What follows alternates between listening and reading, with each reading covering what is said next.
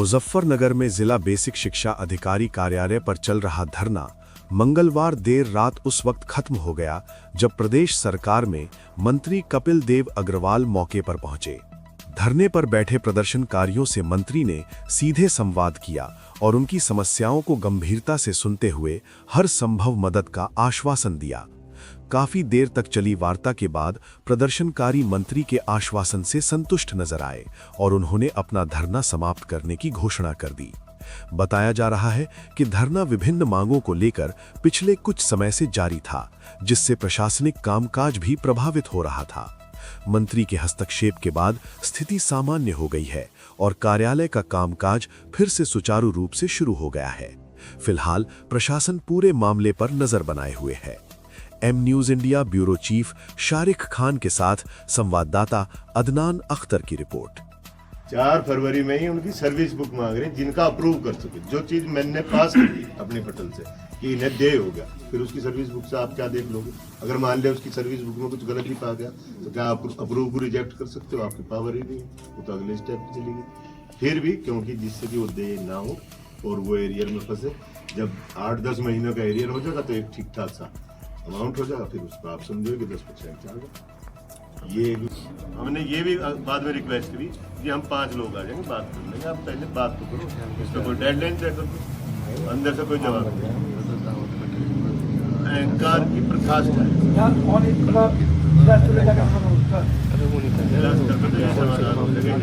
कहीं ले जाओ और वहाँ भी BHA ना बढ़ाइए, वहाँ भी भारत में, बस यही समाधान है। मैं आपको वीडियो दिखाऊं, हम अपने डाक बाबू डाक नहीं दे सकते।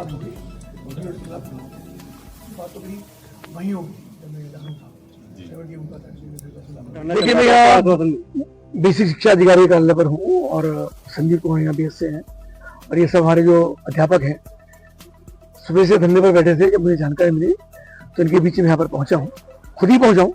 इन लोगों ने मुझको फ़ोन नहीं किया क्योंकि हमारे क्षेत्र के लोग हैं, हमारे सब अपने लोग हैं, सरकारी कर्मचारी हैं, SIR का भी काम कर रहे हैं, बच्चों को पढ़ाने का काम भी करते हैं। कुछ दिक्कतें भी हैं इनकी, जैसे भोजन माताओं की बात की तो उनका बोतल समय से नहीं मिल पाता, जो इनका वेतनमान लगना है वो भी समय से नहीं लग पाया, उन्होंने मुझे बताया। तो जिलाधिकारी से मैंने अभी बात की है, उनको निर्देशित किया गया है कि इनकी बात को सुने और बेसिक शिक्षा अधिकारी के संबंध में जाँच करें। वो ठीक काम नहीं कर रहा है, उसके संबंध में कार्रवाई करके शासन को अवगत कराए और हम भी शासन में बात करें। हाँ, निश्चित रूप से पूरे विधायक रहे हैं, बेसिक शिक्षा अधिकारी का भी लगातार ये कार्यालय, चाहे गलतियां जहां हो, पर अल्टीमेटली जो अधिकारी उसकी जिम्मेदारी होती है कि लड़ाई का खड़ा बन गया, जिसके कारण से विभाग की छवि भी और शासन की छवि भी लगातार खराब होती है और ये अधिकारी की जिम्मेदारी है उसको ठीक करे और नहीं तो अपने संबंधित अधिकारियों को अवगत कराए, अपना पक्ष रखे, अपने अधिकारियों को बताए। तो लेकिन वो ऐसा भी नहीं करते हैं।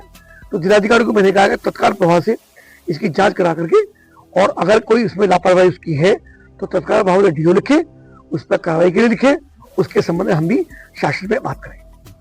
धरना जो है जिला बेसिक शिक्षा अधिकारी के द्वारा प्रत्येक शिक्षक समस्याओं को लंबित करने के कारण हमने अपना आज ज्ञापन का कार्यक्रम रखा। 3:30 बजे विद्यालय से अध्यापक सब पहुंचे, लगभग 400 की संख्या में अध्यापक यहाँ इकट्ठे हुए और उन्होंने अपना ज्ञापन देने के लिए अपनी कॉल दी।